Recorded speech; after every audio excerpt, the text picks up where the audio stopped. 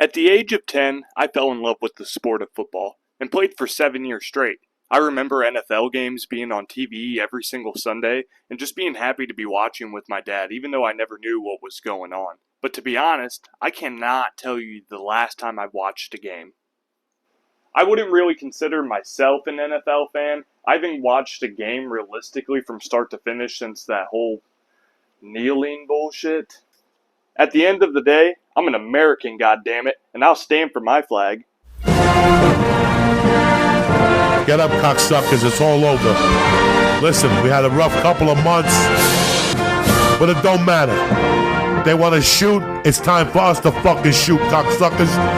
I feel like the corporation has been on a slow decline ever since then, and right now they're a corporation desperate for attention. At the junior level and in high school, refs, coaches, they all promote sportsmanship, but I feel like in the NFL, they're almost promoting the opposite. Like, take a look at this video that ESPN and NFL posted on their TikToks. All these videos do is show kids watching them all around the world that it's okay to fucking get in a fight on the field because the greatest players of all time are doing it on live TV. And the argument is like, oh, it's okay that they're fighting because they're getting fined.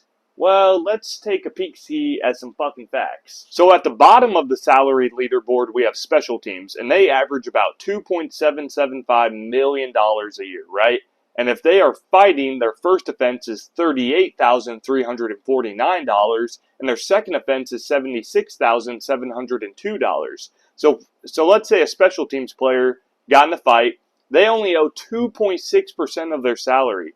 What the fuck? Anyways, enough of the intro rant. Let's get into this fucking video. So we're going to break this video down into 3 chapters. We got chapter 1, the relationship, chapter 2, the meat riding, and then chapter 3, the effect on fans. So let's jump right into chapter 1.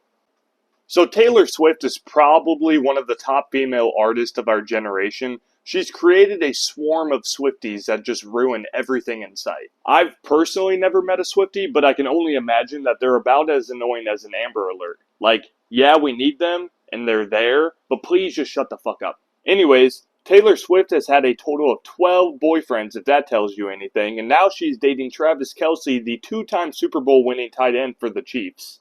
And as my dad would argue, probably one of the top 3 tight ends of all time, and I'll take his word for it because he's not really a Chiefs fan, so I don't think he's bandwagoning. So apparently Travis revealed that he went to a Taylor Swift concert and he made her a bracelet because at the concerts they do this little friendship bracelet exchange. I don't fucking know. I don't get it. But anyways, that's all the info I could find on it. He just went to the Taylor Swift concert, kind of into her, who knows. But the important thing to know is like, right now, they're not officially dating. They're just getting to know each other. They're having fun, so good for them. 13 times a charm, I guess. So right now, you're probably at the point of the video, you're like, why the fuck is this guy making a video on their relationship? Who cares?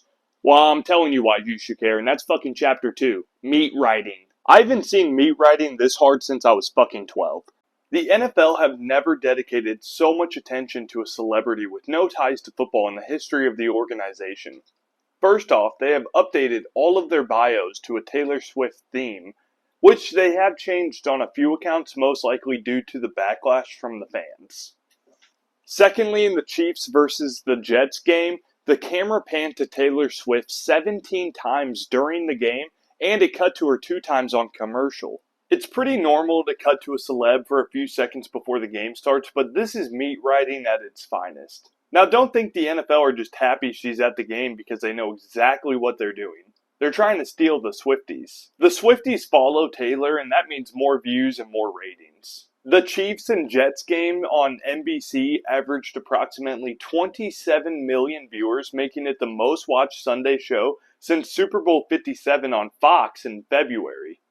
So I actually live in Missouri, and I live 3 hours outside of Kansas City, so I'm supposed to be a Chiefs fan. But to be honest with you, I couldn't give a fuck. Right now, my favorite team is Jack Daniels and a cigarette.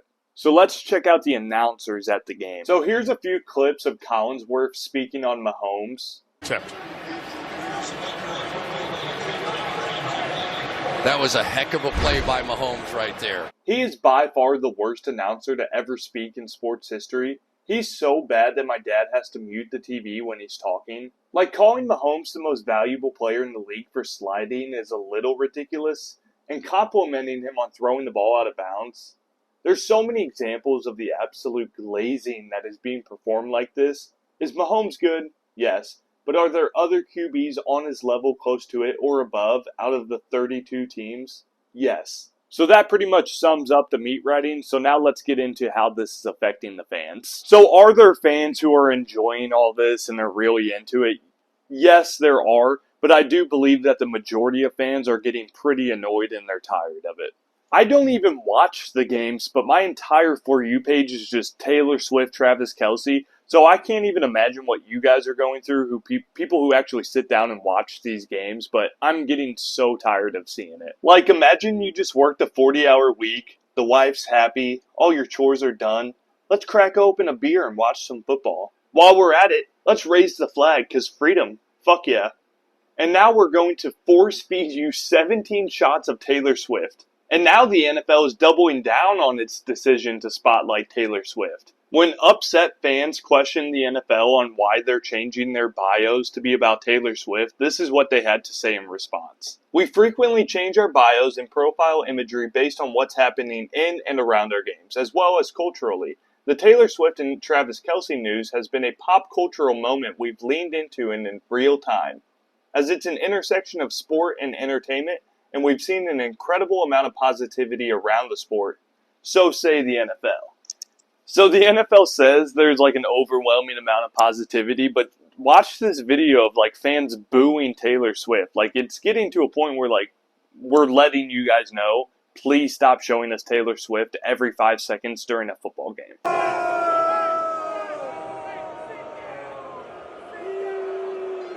So let's wrap this up. Travis Kelce and Taylor Swift are together. Is it a conspiracy theory? Is it real? I think it's real. I think they're just having fun. But what I do believe is that the NFL is doing everything in their power to marketalize this for money because God knows they need more money. They only generated $18 billion last season.